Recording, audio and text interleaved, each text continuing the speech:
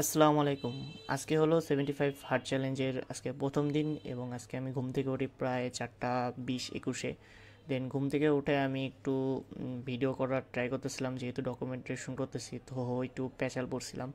তারপর আমি টেবিলে বসে ফ্রেশ ট্রেশ হয়ে টেবিলে বসে পড়া শুরু করে দিই।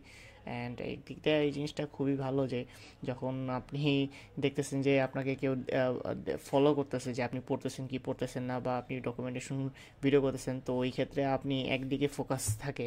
এই বিষয়টা অ্যাকচুয়ালি আমার ক্ষেত্রে হয় যখনই আমি ক্যামেরা দিয়ে রেকর্ড দিয়ে ভিডিও করি, তখন আমার ফোকাসটা অন্যদিকে না যেয়ে আমি জাস্ট পড়ার দিকে ফোকাস করতে পারি। কেন জানি না, অন্য সময় এরকমটা আমার সাথে হয় না।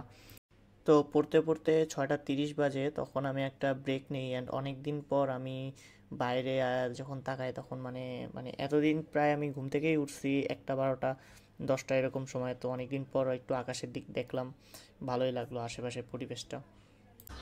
अब गुरु ये सिचुएशन ऐसा है कि कैमरा तो मैं वीडियो ऑन किया था। अब वो वीडियो रिकॉर्ड नहीं हुआ है, वो अलग ही सिचुएशन है। फिर मैं सो लिया था यहाँ पर आराम से। ये देखो, ये टेबल है, यहाँ से ये बेड है। এরকম একটা সুন্দর বেড দেখলে আর কার কি লাগে, যে টাস করে শুয়ে পড়ো। আর ওইটা দেখি যে 12টা বেজে গেছে। আমার লাইফের না, ঘড়ির। তো মানে পড়তেছিলাম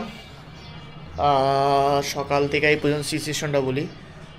পড়তে পড়তে উঠলাম প্রায় 4টার দিকে, 4:15-16।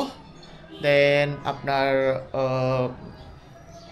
প্রায় 6:30 পর্যন্ত মেবি পড়লাম।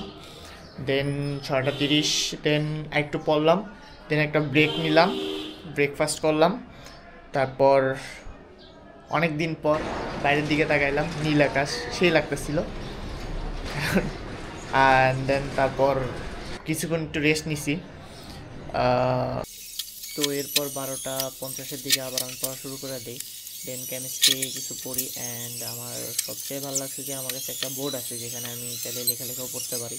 তো এতে আমার পড়াশোনা মেমোরাইজ করতে এবং অনেক কিছু ভিজুয়ালাইজেশন করতে আমার ভালো হয়।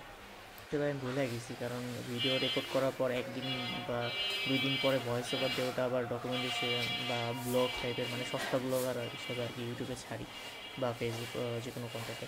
তারপর আমি 5:20-এর দিকে একটু মেডিটেশন করি। তো প্রায় 12 মিনিট মেডিটেশন শেষে তারপর আমি চলে যাই আমার কোচিংয়ের জন্য।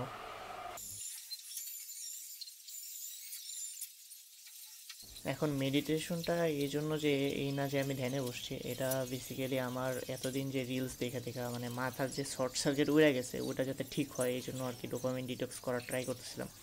বাট অনেক দিন পর যে আমি 10 মিনিটের মতো মেডিটেশন করতে পারছি, এটা আমার কাছে অনেক ছিল।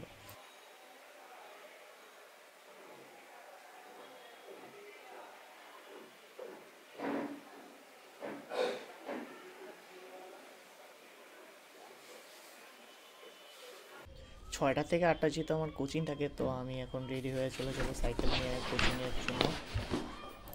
অ্যাকচুয়ালি এখানে আমি offline plus online plus self study সবগুলোই করি, কারণ এর আগে আমি জাস্ট অনলাইন ক্লাস করতাম। তো তো অনলাইন ক্লাস করতে করতে বুঝতে পারছি যে এখানে ল্যাকিংস কী, এবং মাঝখানে আমি জাস্ট